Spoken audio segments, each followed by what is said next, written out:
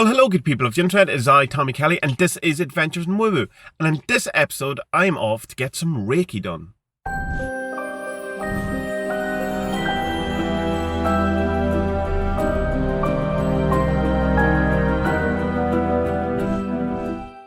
So it's been a long while since I had any Reiki done. I have a kind of a checkered history, if you want, with Reiki, in that I was really into it at one point, and then I wasn't. I first got Reiki when I was in my kind of early 20s, and it was a guy local to the town, someone that my mum had gone to and a couple of her friends, and who had highly recommended. And he's still going and going strong, and he's a lovely man, all of those things. I really enjoyed getting the Reiki at that thing, but I was expecting, I think, a more substantial life change, if you want. I've probably put a bit too much into it, thinking that this was going to be like the panacea, the thing that cures all, and that I would somehow have, be a different person out of it, or have dropped all my baggage or all my crap and all that kind of thing, which is not what happened. But there was some kind of interesting things that happened in that initial kind of outing, which was over 6 weeks originally, once a week. The most kind of profound, or not profound, maybe it's not the word, the thing that stands out most out of that time was that there was one particular session where I ended up having a kind of full-on panic attack, just lying on the plinth during the session, and I stopped being able to breathe, and I just started, that obviously started panicking me. So obviously there was some sort of panic going on. And it was so much so that I had to say to him, I had to stop the thing. And I don't really know what was going on, or what was the kind of I suppose the Reiki was the catalyst, maybe, or just the kind of situation I was in at the time. But I thought that was interesting. That's a very interesting response to lying down on a plinth and someone holding their hands close to you. But other kind of things happened around then. There was like a sense of like release and realignment and stuff like that. But again, nothing that after the 6 weeks that I came away thinking that was, that's life changing or anything. But again, I don't think that's what Reiki. I've come to learn that that's not where Reiki is. One of the things I didn't like about his approach and what the type of thing was that he would often do this thing where he would leave the room. And it's a thing that a lot of Reiki people do, I've since learned, that they feel they're being told that they have to get out of the way, and the universe or whoever it is going to finish the Reiki. And I think that's all well and good, but you're paying people, you're paying for their time, and you're paying for them to be in the room with you. And I can't help, the cynic in me can't help but think that it's all too easy to go, I'm a bit bored here, I'm just gonna go off and let the universe do this. Or at least convince yourself as a practitioner that the universe is taking over when you might necessarily be in the best mood for it. Like you could very much convince yourself, I believe, going that you're here and go, I'm a bit hungry, this isn't, I shouldn't be doing this, I'll leave it to the universe. And that, I don't think, I don't know what I think about that, really. I think from a kind of paying someone, if a masseuse did it, you wouldn't be happy. Or if like a plumber did it and goes, I'm just going to leave that tap, that final drip, just to the universe to finish up there. But I know it's not an exact equivalent. The next kind of thing that I got into Reiki, well, it was just general energy healing when I was hanging around with some druidy type people, again in my early 20s, about 23. They did a particular type of energy healing that involved very similar kind of stuff as Reiki, but without any of the kind of symbols or any of the stuff that comes with Reiki. And their kind of release, the different thing was that they'd start rift, and they'd start, this kind of thing, which was them releasing the energy, which kind of made me think that anything they were taking from the person was then coming through them and out, which I didn't like the idea of. Because there's so many healers that look dying looking, that look sick, that are sick. Like the guy who came up with Reiki, Dr. Yasui, he died of cancer. And what does that tell you? So there's I don't know if it's just me and the people I've met, but they have this kind of drained look in an awful, not all of them, mind you, but some of them. And I think that kind of thing of where it's coming through you and releasing through you, I think possibly couldn't be too conducive to your own personal health. And in Reiki, it's kind of very much drilled into you to, protect yourself. The next experience of Reiki is I went and actually learned how to do it myself. I spent 2 years in college doing holistic health studies, and one of the courses, that was a year-long thing, was Reiki, and you got up to Reiki 3, which is technically Reiki Master, I think, although it's Reiki Master when you get the attunement to be able to give it to someone else. Doesn't matter anyway, because I never finished the actual written part of the Reiki tree because I had become very disillusioned with it or whatever. So I don't have a cert for Reiki tree, but I do have the attunement. Reiki, the things that kind of got me about Reiki is that a lot of the people that I found who were involved in it weren't particularly great people, and I had a lot of kind of things, obviously shadow say stuff along to my Reiki teacher had like an awful lot of anger in her, and it came out an awful lot, and it was this kind of aggressiveness. And it was something that I came across when I was started with BOTA, and people who had finished the course, which is 15 years kind of correspondence course to do with Kabbalah and Tarot and stuff. And there were, you know, some of them were really not nice people and hadn't, you know, you kind of go looking at these things and go, well, wouldn't have gone through all of these experiences, be that be Reiki or be that, you know, the Kabbalah, Tarot, path working kind of stuff, and still are arseholed or still seem to have not learned anything. What's the kind of point of it? What good is it? The other thing I don't like about Reiki is the whole kind of idea that if I am taught by a particular teacher and my friend is taught by a different teacher, we're not allowed to discuss the teachings. Which sounds like money grabbing to me. You know, they can't share their symbols with me, I can't share my symbols with them because, you know, it's a different teaching or whatever. And I can kind of see it where they're saying it's not about it being secret, it's about it being sacred. And I do understand symbols when they become so ubiquitous that they become kind of profane almost, or useless, or the power is taken out of them. In other ways, symbols that become very common day become more powerful than they were.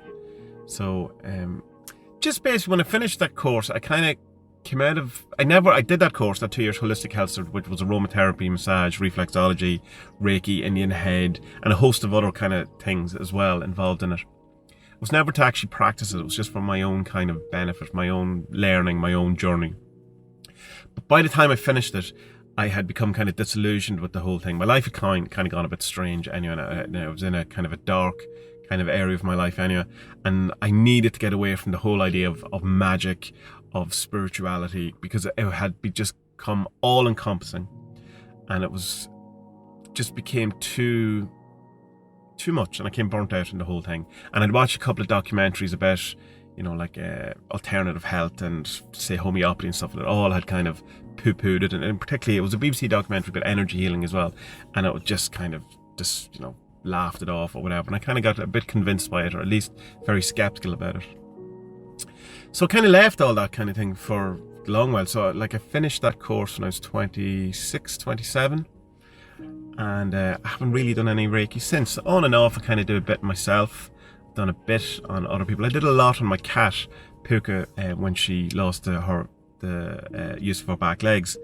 And she got, you know, seemed to really enjoy it and like it and take it. Some animals definitely don't like it. And she did get, you know, an awful lot of her movement back after a long while. I attribute some of that to Reiki, but it also attribute to a lot of tender care and, you know, looking after her just in the kind of very mundane, normal sense, and her own healing ability to, you know, let cats do their own thing. So why am I going back today? Well, apart from I'm want to continue my adventuring into all these woo-woo things, we recently, Spud, who does the remote viewing with us, myself and him are doing a documentary, or putting together a documentary, just on different kind of aspects of weirdness, I suppose, that is in Ireland, and different things. We'll talk more about it as it goes along, but we did a couple of bits and pieces already for it, and one of them was that we were going to go and talk to an energy healer, and we did. And Spud has never got Reiki before, and he got some Reiki done, and I enjoyed the kind of thing. And I said to the Reiki healer, I said, I'll come back and do it myself in a couple of weeks, and I'll see how it all goes, give it a fresh start with Reiki. So that's why I want to see if the Reiki can do anything for me now, and kind of a couple of things I want to release, kind of a clearing. I'm in a kind of a clearing place at the minute. That last video where I talked about clearing out my altar and clearing out my mental magic space and all of those things. So I'm kind of going into it, seeing it as a kind of a clearing out, and not expecting dramatic life changes by any sense, the way I would have originally when I went to it when I was quite young, but in the hope that it does something for me. and I will report back after it. So it's happening in a few hours, and I will try to get a response video as soon after as I can. Maybe I'll pull in the car on the way back from the actual treatment. I don't want to film any of the actual treatment or her or any of that kind of stuff, not because of anything other than I just want to concentrate on getting that and that be the experience, rather than the experience being me filming getting Reiki. So maybe a future one I might do some filming around it, but for the minute I won't be doing that. So I will talk to you all after my Reiki, and I'll let you know how I get on.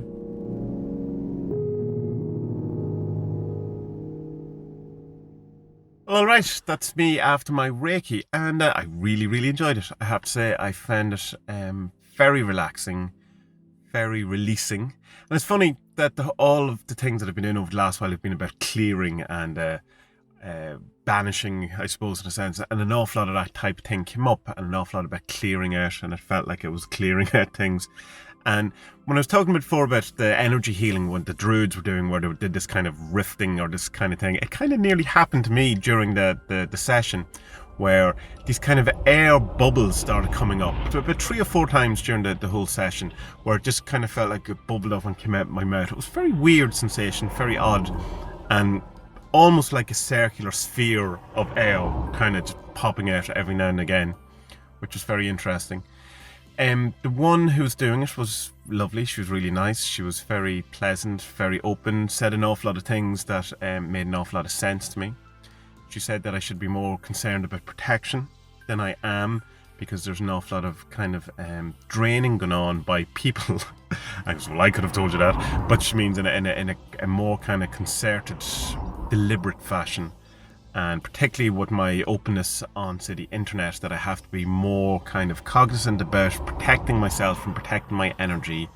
She says there's a tremendous amount of begrudgery and jealousy around our energy that has been kind of focused at me. So there's that, which I'm not aware of. I don't really kind of tend to think about those type of things. Just kind of think that, you're doing your own thing and people are doing their own thing, and everyone's happy for everyone else, but possibly not. So that's what I'm considering, and something I'm going to really get into a bit more around protection and stuff than I have been doing. Just also things around limiting myself and my creativity, deliberately doing it out of a kind of a fear, possibly. And yeah, I think that was kind of it. Very relaxing. Oh yeah, my breathing massively changed halfway through. When she got down to about here, my breathing completely just relaxed, and my breath became really deep and really, almost felt like I had been previously holding back, or shallow breath, or whatever, or like you had, like Vicks or something rubbed on you, or some sort of menthol or something that just cleared the airways completely. And it was amazing. It was just like, oh wow, it's like, oh, I haven't been breathing properly in such a long time. So that was cool. That was interesting. And then afterwards had a chat again. Just talked about loads of stuff came up. Not stuff at all I'm going to disclose publicly. Not that there's anything too weird, but just, my stuff. And, there was an oracle card picked at the end and stuff like that. It was all a great experience and really enjoyed it. Overall, it was about an hour and 45 minutes. She didn't leave halfway through and allowed the universe to do it. Thank God. So, at that stage, I probably would have been okay. I do feel a shift. I do feel good. I felt super relaxed, super spaced out. And it's more than just lying down there for an hour, because I've done that many a time myself, either meditation or relaxation or doing various different things. So I know what lying down spaced out feels like, and it was more than that. So I'm going to go back next week. I've already booked in, and yeah, I'm definitely down for the woo. If it's all psychosomatic, if it's all in my head, if it's all these things, I'm very okay with that, because it's still getting me the outcome I want, where I've chilled, I've spent some time for myself, I feel relaxed, I got some answers, I talked to someone about my issues, about my problems, about my outlooks, and about all of these different things. Had some bits where I can see where I can work on. She echoed back to me stuff that I've been concerned about, or things I've been working on, or things that have been occupying my mind without me kind of, you know, preempting it or, you know, hinting it was some stuff she wasn't probably even aware of using. Certain languages, certain phrases which were like key to kind of me. She's the whole thing where she was on about not resisting, which is a big thing that I'm interested in, and showed me where I was resisting certain lives. Things came up around work and creativity, loads of stuff. Anyway, I'm blabbing on at this point, but yes, so my adventure in the Reiki woo-woo after a long break has been very positive. I feel it had been very beneficial for me. It's something that I will do again. And yeah, peace, happy out. I'm kind of, I feel lighter. I feel like I've lost weight. How's that? So, good people of the internet, until our next adventure, be well.